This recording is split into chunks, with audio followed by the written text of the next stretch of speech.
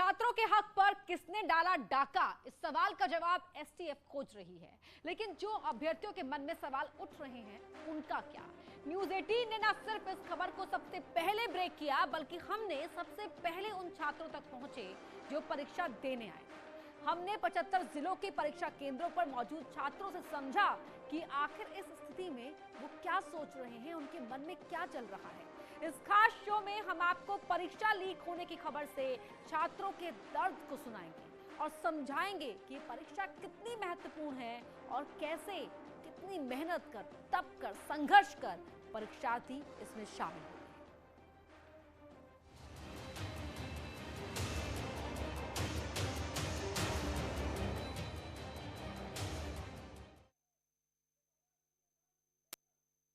जा रहा है यहां पर सोशल मीडिया पर कथित पेपर वायरल हो रहा है। हाथ से लिखा हुआ पेपर है और हर सवाल के सामने उसका जवाब लिखा हुआ है। वक्त की सबसे अहम और बड़ी खबर उत्तर प्रदेश की।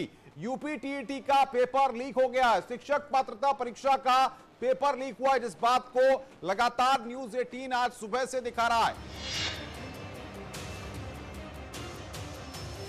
एसटीएफ की टीम ने इस पूरे गैंग को पकड़ा है जिन्होंने लीकेज किया है और संबंधित विभाग के द्वारा ये परीक्षा स्थगित की गई है। 1 महीने के बाद से परीक्षा होगी। आज हमने इस बात को फिर साबित किया है दर्शकों के लिए। हिमांशु हमारे साथ नोएडा से जुड़े हुए हैं, रामगोपाल गोरखपुर से। आप कहाँ से आए हैं? हम गोरखपुर से आए हैं। गोरखपुर से? यस। एग्जाम देने आए थे आप? नहीं, हम एग्जाम दिलाना है। किसको? हमारी सिस्टर्स हैं। अच्छा। तो कुछ ही देर पहले हमने गोरखपुर जिलाधिकारी से जब बात की कि पेपर निरस्त हो गया, किस तरीके से आप करो, तो उनको भी इस मामले में जानकारी नहीं थी। जो अभ्यर्थी हैं, जो परीक्षार्थी हैं, वो अंदर बैठे हुए हैं, अंदर पेपर दे रहे हैं। सर, पेपर निरस्त हो गया है चूंकि पेपर लीक हो गया था, क्या कहेंगे आप? सर, पेपर लीक हो गया तो सर प्रशासन की मतलब गलती है और अभी तक आपको पता नहीं था? नहीं सर, पता नहीं। इन पे कड़ी नजर रखने के लिए हम लोगों ने एक पूरा जाल बिछाया, जिसमें मैनुअल इंटेलिजेंस तथा टेक्निकल इंटेलिजेंस की सहायता ली गई और बीती रात हम लोगों ने कुल अभी तक 23 व्यक्तियों को गिरफ्तार किया है।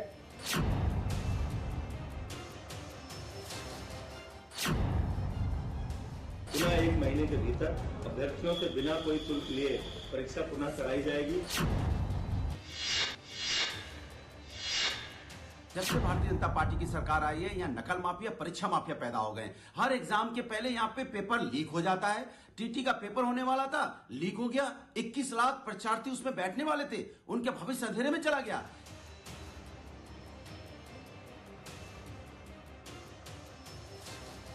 लेकिन जिन लोगों ने ये शरारत की है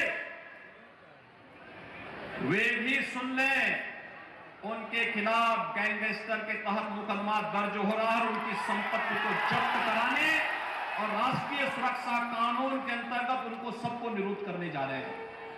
23 लोग अब तक गिरफ्तार हो चुके हैं और शेष लोगों की गिरफ्तारी चल रही है। और कोई कितना भी बड़ा क्यों नहीं होगा, उसके घर में बुलडोजर चलना तय है।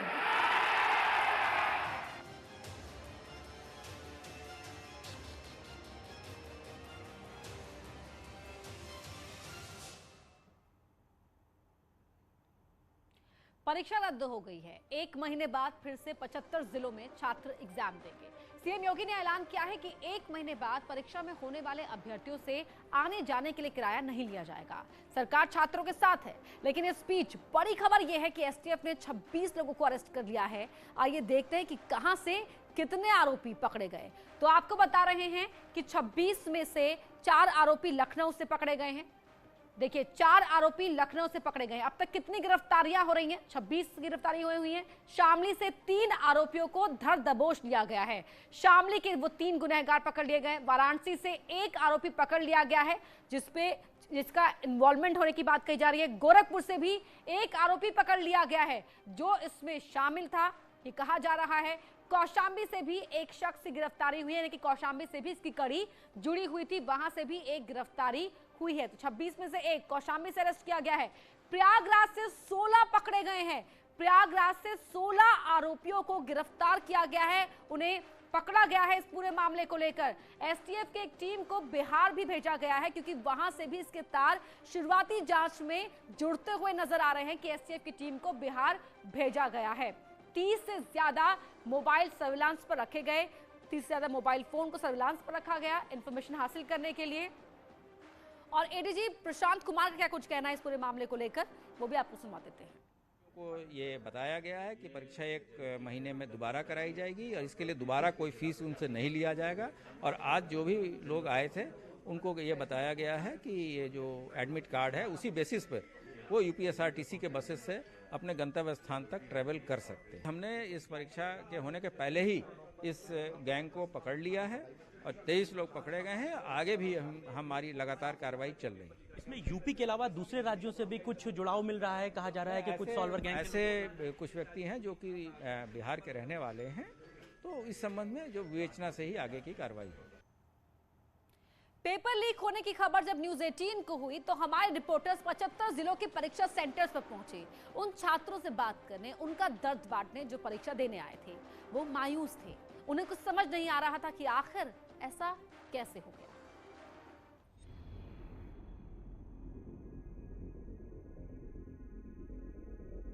पेपर रद्द होते ही छात्रों में मायूसी छा गई, आंखें भर आई। अभ्यर्थियों के परिजन परेशान हो उठे, प्रशासन भी हैरान रह गया।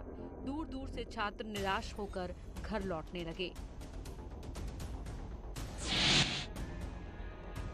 जो उम्मीद से आए थे, कोई किसी शहर से आया था, कोई किसी ने स्टेशन पर रात बिताई थी, तो तमाम सारी मुश्किलों के बाद यहाँ पर एग्जाम देने आए थे एक अदद नौकरी की उम्मीद में। वाराणसी में आसपास के जिलों के अभ्यर्थी पहुंचे थे। उन्हें विश्वास नहीं हो रहा था कि सेंटर्स ने उनकी जिंदगी से खिलवाड़ कर दिया है। कहाँ से आप आई, क्या नाम है आपका? मैं तो यहीं से आई हूँ, मगर यहाँ दूर दूर से लोग आए थे जो बहुत निराश होके गए हैं। सब अपनी तैयारियों के साथ आए थे कि कहीं हम लोग को नौकरी मिलेगी, लेकिन यहाँ पे ऐसा कुछ हुआ नहीं। काफ़ी पूरा पेपर करने के बाद लगभग हम लोग को ये पता चला कि अब पेपर रद्द हो चुका, सेकेंड पेपर भी नहीं होगा, जिससे हम लोग बहुत दुखी हुए। क्या नाम है आपका? सुकन्या। सुकन्या, आप कहाँ से आए हो? मैं भी वाराणसी से ही आई हूँ, लेकिन मैं कल शादी अटेंड करने गई थी। मैं सब काम छोड़ के सुबह कल रात भर ट्रैवल किया, फिर सुबह आई यहाँ एग्जाम देने के लिए, और आने के बाद ऐसा देखने को मिल रहा है। एग्जाम पूरा आधा आप लोगों ने दे लिया था, पता चला? आधा से ज्यादा हम लोगों ने अटेम्प्ट कर लिया था। उसके बाद हमें ये सूचना मिलती है कि एग्जाम नहीं होगा। आपका भी पहला अटेम्प्ट था? यस। आप भी आए थे? आपका भी पहला अटेम्प्ट था? तो कितना निराशा होती है। मैं देख रहा हूँ आपको भी बहुत, आप देखिए आंखों पे फोकस करिए। हम प्रयागराज से आए हैं। अरे कितना, मतलब किराया बहुत कुछ खर्च हुआ होगा? सर पैसा खर्च हुआ, टाइम वेस्ट हुआ, और इसी उम्मीद से आए थे। कहते हैं कि वो उम्मीद की आंखें जो नौकरी की उम्मीद से रोशन थी, अभी फिलहाल उन आंखों में आप ये देखिए भावुक है। बड़ी अफसोस होती है। मैं बिहार के समस्तीपुर जिला से हूँ और वहाँ से मैंने 2 दिन का सफ़र करके यहाँ आया हूँ। रात मैंने स्टेशन पर काटा है। बड़े परेशानी के साथ यहाँ आते हैं। और आज ये 5 खंड में एग्ज़ाम होता है, 5 सेक्शन में बटा हुआ है। 3 खंड हमने बना चुका था और चौथा खंड में जब गया तो पता चला कि ये कैंसिल हो चुकी है।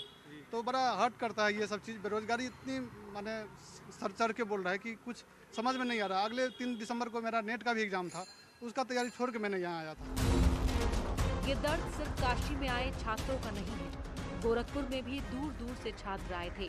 किसी का ये पहला अटेम्प्ट था तो किसी की उम्र हाथ से फिसलती जा रही है, और ऐसे में पेपर लीक होना बड़ा झटका है।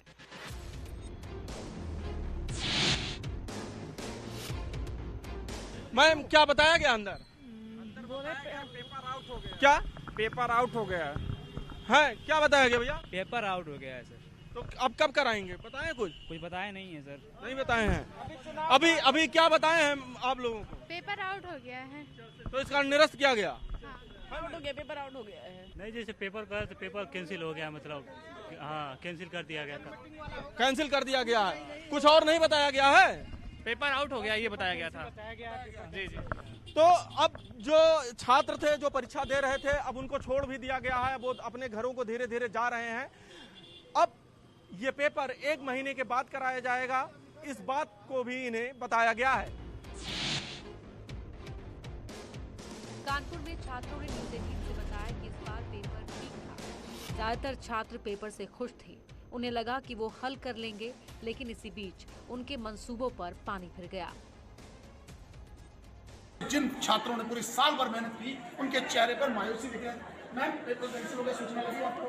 बहुत दुख हो रहा है। इतना इजी अच्छा पेपर आया था आज का। क्या कहेंगे मैम? मैं क्या बोल रहा हूँ, अच्छा आया था, लीक हो गया, क्या उस नहीं फिर से आना पड़ेगा, फिर से प्रॉब्लम हो रही है। हम ये चाहते हैं कि पेपर हो रहा था वो एटलीस्ट हो ही जाता, किसने कैंसिल करवाया? बच्चे इतने दिन से मेहनत कर रहे हैं, हो ही जाता। छात्रों का कहना है कि उन्हें सिर्फ ये बताया गया कि परीक्षा रद्द हो गई है, लेकिन कारण नहीं बताया गया। बाहर आने पर पता चला कि पेपर लीक हो गया है। क्या बोला अंदर बोला कि दोनों एग्जाम कैंसिल है आपके। ये तो बहुत गलत चीज़ है, मतलब इतनी तैयारी करो फिर ऐसा हो जाता है। लीक हुआ है पेपर, जानकारी है आपको? नहीं, अंदर तो ऐसा कुछ नहीं बताया अभी। आप कहाँ से आए? नोएडा से, सेक्टर 122। तो क्या बोला अंदर बस 10 मिनट तक ब्रेक लिया, फिर पहले तो OMR सीट ली, उसके बाद बुक लिस्ट भी ले ली और बोला कैंसिल हो गया दोनों पेपर, लीक हो गया किस जगह। श्योर है कैंसिल? हाँ कैंसिल है। हाँ पूरी तैयारी। आप अंदर अरे अंदर तो बताया कि हाँ कैंसिल हो गया, बस तो फिर अंदर ने बता दिया तो कैंसिल हो गया ना। कहाँ से बहुत दूर से आए हैं लोग परेशान होकर। जाहिर तौर पे लोग दूर दूर से आए हैं, अन्य जिलों से भी आए हैं और एग्जाम देने पहुंचे थे। परीक्षा रद्द होने के बाद सीएम योगी को जब एक खबर मिली तो उन्होंने आरोपियों पर सख्त कार्रवाई का ऐलान किया और साथ ही छात्रों को सकुशल पहुंचाने के आदेश दिए। यही नहीं, 1 महीने बाद जब परीक्षा होगी तो छात्रों को लाने की व्यवस्था करने का भी भरोसा दिया। कि बीटीसी और सीएम योगी इस वक्त कुछ कह रहे हैं, आइए सुनते हैं। विधान परिषद के माननीय सदस्य श्री ध्रुव कुमार त्रिपाठी जी, माननीय विधायकगण श्री विपिन सिंह जी, संत प्रसाद जी, फतेह बहादुर सिंह जी, महेंद्र पाल सिंह जी, संगीता यादव जी, डॉक्टर बिमलेश पासवान जी, भारतीय जनता पार्टी के जिला के अध्यक्ष युधिष्ठिर सिंह जी, महानगर अध्यक्ष राजेश गुप्ता जी, सभी पार्षदगण और आज के इस कार्यक्रम में उपस्थित विभिन्न संगठनों से जुड़े हुए सभी उपस्थित कार्यकर्ता भाइयों बहनों, मैं सबसे पहले 316 करोड़ 16,66,000 रुपए की इन सभी परियोजनाओं के लिए आप सभी जनप्रतिनिधियों को और गोरखपुर के जिन जिन क्षेत्रों से ये परियोजनाएं हैं उन सभी क्षेत्र के नागरिकों को मैं हृदय से बधाई देता हूं, अपनी शुभकामनाएं देता हूं। हम सब जानते हैं कि आज के लोकार्पण की जो योजनाएं हैं इनकी संख्या 54 है और इनमें 124 करोड़ रुपए 15,87,000 रुपए की लागत से लाख हैं और शिलान्यास की 32 परियोजनाओं में 192 करोड़ 79 लाख रुपए की लागत से ये सभी परियोजनाएं आज यहां पर शिलान्यास और लोकार्पित की जा रही हैं। हम सब जानते हैं कि विकास एकमात्र आधार है प्रत्येक नागरिक के जीवन में परिवर्तन लाने का। स्वाभाविक रूप से विकास के लिए नगरीय क्षेत्र में और लोगों के आवागमन को और बेहतर बनाने की आवश्यकता है और इस बेहतरी के लिए ही सरकार के द्वारा जो प्रयास प्रारंभ किए गए हैं आज उसके परिणाम हम सबके सामने हैं। गोरखपुर में नगर निगम के क्षेत्र में एक बड़ी आबादी को समाहित किया गया है और समाहित की जाने वाली योजनाओं उनके साथ जोड़ने के बाद वहां के विकास को जब तेजी के साथ आगे बढ़ाने के लिए अतिरिक्त धन की आवश्यकता थी तो प्रदेश सरकार ने, चाहे वह गोरखपुर महानगर में नगर निगम के दायरे में या गोरखपुर की नई नगर पंचायतों या गोरखपुर के जो पहले से नगर पंचायतें थी उनके क्षेत्रफल को बढ़ा करके आने वाले गांवों को भी समग्र विकास के साथ जोड़ने के लिए जिन कार्यक्रमों को आगे बढ़ाया है उन कार्यक्रमों की श्रृंखला में आज तमाम परियोजनाएं हैं जिनका शिलान्यास आज यहां पर हो रहा है। इसके अलावा वे तमाम अन्य परियोजनाएं हैं। इनमें पर्यटन विकास से जुड़ी हुई परियोजनाएं भी हैं, इनमें सड़क की भी परियोजनाएं हैं, इनमें ओवर ब्रिजेस की भी परियोजनाएं हैं, इनमें अन्य तमाम विकास की वे परियोजनाएं हैं जो प्रत्येक नागरिक के जीवन में कुछ न कुछ परिवर्तन ला सकती हैं। और उन परिवर्तन के लिए जब जनप्रतिनिधि प्रयास करता है तब योजना आपके क्षेत्र में आती है। और आज 316 करोड़ रुपए से अधिक की लागत की इन सभी परियोजनाओं के लिए मैं आप सभी को, पूरे गोरखपुर वासियों को हृदय से बधाई देता हूं, अपनी शुभकामनाएं देता हूं। हम सब जानते हैं आज गोरखपुर विकास के एक नए प्रतिमान स्थापित कर रहा है। गोरखपुर में 1990 में बंद फर्टिलाइजर कारखाना अगले महीने दिसंबर में प्रारंभ हो जाएगा। गोरखपुर में एम्स की मांग 2004 से चल रही थी, पिछली सरकारों ने अनदेखी की, लेकिन प्रधानमंत्री मोदी जी ने गोरखपुर में एम्स भी दिया और एम्स के बनने के साथ ही आज इंसेफ्लाइटिस की समस्या का समाधान भी पूरी तरह गोरखपुर और पूर्वी उत्तर प्रदेश में होता हुआ दिखाई दिया है। एम्स का उद्घाटन भी अगले महीने गोरखपुर में होने जा रहा है। गोरखपुर में अगले महीने हम लोग वाटर स्पोर्ट्स की इस योजना का भी, जो रामगढ़ ताल को देश की सुंदरतम झीलों में रूप स्थापित करते पर्यटन विकास के साथ साथ यहां के युवाओं को स्पोर्ट्स यानी वाटर स्पोर्ट्स के लिए भी तमाम प्रकार की सुविधाएं उपलब्ध कराने का एक माध्यम बनेगा। आज गोरखपुर चाहे वो अच्छी सड़कों का हो और चाहे बहुत शीघ्र उन तमाम अन्य योजनाओं के साथ जोड़ रहा है। प्रदेश सरकार और केंद्र सरकार इस दिशा में आगे प्रयास कर रही है कि हम लोग गोरखपुर के अंदर पब्लिक ट्रांसपोर्ट को और बेहतर कैसे कर सकें। इसके लिए यहां पर इलेक्ट्रिक बसेस की सेवाएं उपलब्ध करवाने, गोरखपुर में मेट्रो की सेवा को आगे बढ़ाने, आवागमन को और भी आसान करने की दिशा में सरकार के द्वारा, प्रदेश सरकार और केंद्र सरकार के द्वारा बेहतर प्रयास किए जा रहे हैं। लेकिन इस बेहतर प्रयास में केवल सरकार के स्तर पर नहीं और केवल जनप्रतिनिधियों के स्तर पर नहीं, बल्कि आम जनमानस के साथ बेहतर संवाद बनाने और आम जनमानस को भी इन योजनाओं के साथ जोड़ने की आवश्यकता है। उन लोगों को इन योजनाओं के साथ जोड़ करके विकास को और उन योजनाओं की सार्थकता के साथ हमें जोड़ने की आवश्यकता है, क्योंकि ये योजनाएं आम नागरिक के जीवन में खुशहाली लाने का एक माध्यम बनेगी। और उन योजनाओं की वास्तव में गोरखपुर के विकास में और परिवर्तन में किस प्रकार की भूमिका हो सकती है, जब आम नागरिक इसके साथ जुड़ेगा तो स्वाभाविक रूप से वह उनके संरक्षण के लिए भी और उनके रखरखाव में भी अपने स्तर पर भी वह योगदान दे सकता है। और आज का ये कार्यक्रम उसी की एक झलक है कि जब गोरखपुर में 316 करोड़ रुपए की जिन योजनाओं को पूरा किया गया है उनका लोकार्पण और जो नई परियोजनाएं आ रही हैं उन नई परियोजनाओं का शिलान्यास का कार्यक्रम आज यहां पर संपन्न हो रहा है।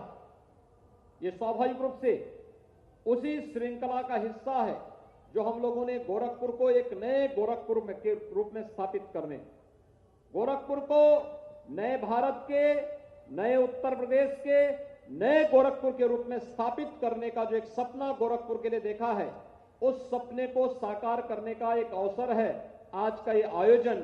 और आज के इस आयोजन में जब ढेर सारी परियोजनाएं गोरखपुर के लिए यहां पर स्वीकृत हुई हैं, इन सभी योजनाओं के लिए गोरखपुर के सभी जनप्रतिनिधियों को हृदय से बधाई, आप सभी को इसकी हृदय से मैं अभिनंदन करते हुए आप सबको भी मैं इसके लिए कोटि कोटि बधाई आप सभी को उपलब्ध कराता हूं।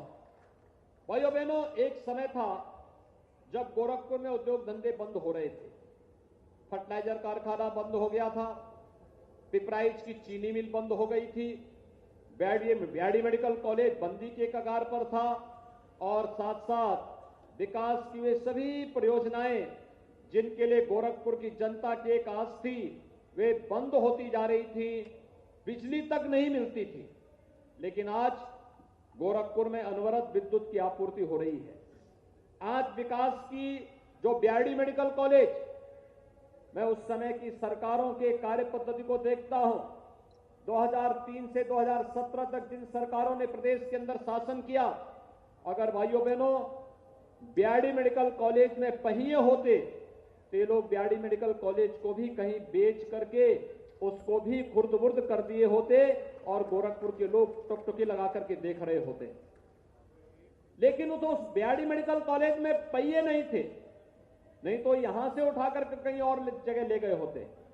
लेकिन 2014 में प्रधानमंत्री मोदी जी ने आने के बाद देश के अंदर स्वास्थ्य क्षेत्र में जो व्यापक परिवर्तन किया है, उस व्यापक परिवर्तन को किस रूप में आज साकार होते हुए प्रदेश ने देखा है। 1947 से 2016 के बीच ये लगभग 70 वर्षों में उत्तर प्रदेश में केवल 12 मेडिकल कॉलेज बन पाए थे और 2017 से लेकर के 2021 के बीच वर्तमान में हम प्रदेश के अंदर 33 नए मेडिकल कॉलेज बना रहे हैं। ये 33 नए मेडिकल कॉलेज, 6 पुराने मेडिकल कॉलेज में सुपर स्पेशलिटी ब्लॉक भी बन रहा है। बीआरडी मेडिकल कॉलेज के सुपर स्पेशलिटी ब्लॉक को हम लोगों ने कोरोना कालखंड में उसके महत्व को समझा है। आप गोरखपुर से सीएम योगी को आप सुन रहे थे। यहाँ रुकना एक छोटे से ब्रेक के लिए, जल्द लौटते हैं।